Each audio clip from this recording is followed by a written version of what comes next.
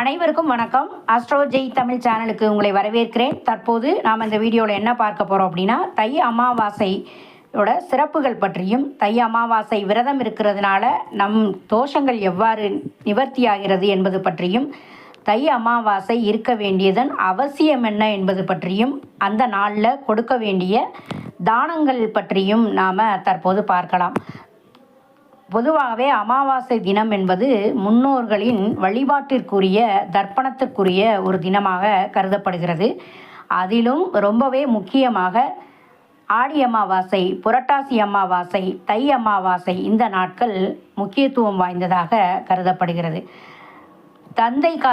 தந்தைக்காரகன் என்று சொல்லப்படக்கூடிய சூரியனும், அம்மாவுக்கு உரிய சந்திரனும், கருமக்காரகன் அப்படின்னு சொல்லக்கூடிய சனி பகவான் வீடான மகரத்தில் ஒன்று சேர்ந்து, சூரியனும் சந்திரனும் ஒன்று சேர்ந்து இருக்கக்கூடிய தை அமாவாசை தினம்தான் இந்த சிறப்பு வாய்ந்த நாள். அந்த நாளில் நம் முன்னோர்களுக்கு செய்கிற தர்ப்பணம் கட்டாயம் நல்ல பலன்களை கொடுத்து வாழ்வில் சுபிட்சங்களை நமக்கு வாரி வழங்கும். பொதுவாக நம்ம வீட்டுக்கு விருந்தினர் வந்தாங்களே நாம் மகிழ்ச்சி அடைவோம். அதே போல் நம் குடும்பத்தில் ஏற்கனவே வாழ்ந்து மறைந்த முன்னோர்கள் தான் பித்ருக்கள். அவங்களோட நம்மை பார்ப்பதற்கு இந்த அமாவாசை தினங்களில் நம் வீட்டுக்கு வர்றதாக கருதப்படுகிறது. அவங்க வர்றதுனால நம் வாழ்வில் நாம் முன்னேறதற்கு வேண்டிய தடைகள் இருக்கிறது அகலக்கூடும். பல தோஷங்கள் நிவர்த்தி ஆகக்கூடிய ஒரு சூழ்நிலை வரும். இந்த வருடத்தில் சில குறிப்பிட்ட தினங்களுக்கு பூலோகம் நம் முன்னோர்கள் ஆசி வழங்குவதாக ஒரு ஐதீகம். அதுலேயும் அமாவாசை நாள் ரொம்பவே சக்தி பொருந்திய நாள். அந்த நாளில் நாம் ரொம்பவும் மன மகிழ்ச்சியோட முன்னோர்களை வரவேற்று தர்ப்பணம் அளிக்க வேண்டும். தட்சநாயன புண்ணிய காலமான ஆடி அமாவாசை நாளில் பூவுலகத்திற்கு வந்த நம் முன்னோர்கள் புரட்டாசி மாத மகாலயபட்ச காலம் முழுவதுமே நம்முடைய இருந்து உத்தராயண புண்ணிய காலமான தை மாதத்தில் வர்ற அமாவாசை நாளில் நம்மை ஆசிர்வாதம் செய்து மீண்டும் பித்ருலோகத்திற்கு திரும்பி செல்வதாக ஒரு ஐதீகம் உண்டு. அமாவாசை தினத்தில் மறைந்த முன்னோர்களுக்கு திதி தர்ப்பணம் செய்து உணவு படையலிட்டு அவர்களோட ஆசி பெறும்போது நமது பாக்கியஸ்தானம் வலிமை பெறும். இதன் மூலமாக திருமண தடை, குழந்தை பிறப்பு தாமதம், வறுமை, நீடித்த நோய், கடன் தொல்லை இது போன்ற பிரச்சனைகளை நீக்கி கர்ம வினைகளுக்கு நல்ல பரிகாரம் தேடிக்கொள்ளலாம். நாம் வருகிற தை அமாவாசை என்று, அதாவது 28/1/2025 இரவு 8:10 முதல் மறுநாள் 29/1/2025 7:10 வரைக்கும் அமாவாசை தினம் வருகிறது. இதில் ரொம்பவே ஸ்பெஷல் என்ன அப்படின்னா, புதன்கிழமை வருகிறது, திருவோணம் நட்சத்திரம் அன்று வருகிறது. புதன்கிழமை, திருவோணம் நட்சத்திரம் இரண்டுமே பெருமாளுக்குரிய ஒரு முக்கியமான நாள். இந்த நாளில் வரக்கூடிய அமாவாசை ரொம்பவே சிறப்பு வாய்ந்தது என்று கருதப்படுகிறது. இந்த தை அமாவாசையில் முன்னோருக்கு உணவு படைத்து விரதம் இருந்து புதிய ஆடைகள் படைத்து வழிபாடு செய்து அதை ஏழை எளியோருக்கு தானமாக வழங்குறது ரொம்ப ரொம்ப சிறப்பு.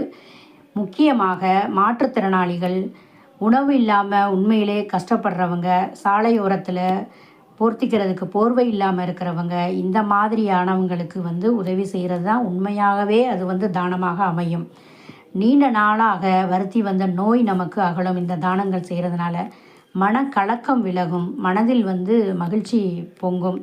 பொதுவாகவே நம்ம ஊர்களில், அதாவது திருப்புல்லானி, ராமேஸ்வரம், தேவிப்பட்டினம், கோடியக்கரை, பூம்புகார், திருவெண்காடு, திருச்செந்தூர், கன்னியாகுமரி, பவானி, கூடுதுறை இது போன்ற கடல் ஸ்தலங்களில் முன்னோர்களுக்கு தர்ப்பணம் அளிக்கிறது வழக்கம்.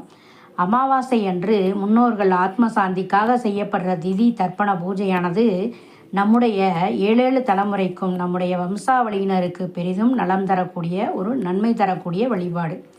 தர்ப்பணம் அப்படிங்கிறதுனா எள்ளும் நீரும் கொண்டு தரப்படுவது. இந்த தை அமாவாசை அன்று இந்த சக்தியானது ரொம்பவே அபரிவிதமாக இருக்கிறதுனால இந்த நாளில் தர்ப்பணம் பண்ணுறது ரொம்ப ரொம்ப சிறப்பு.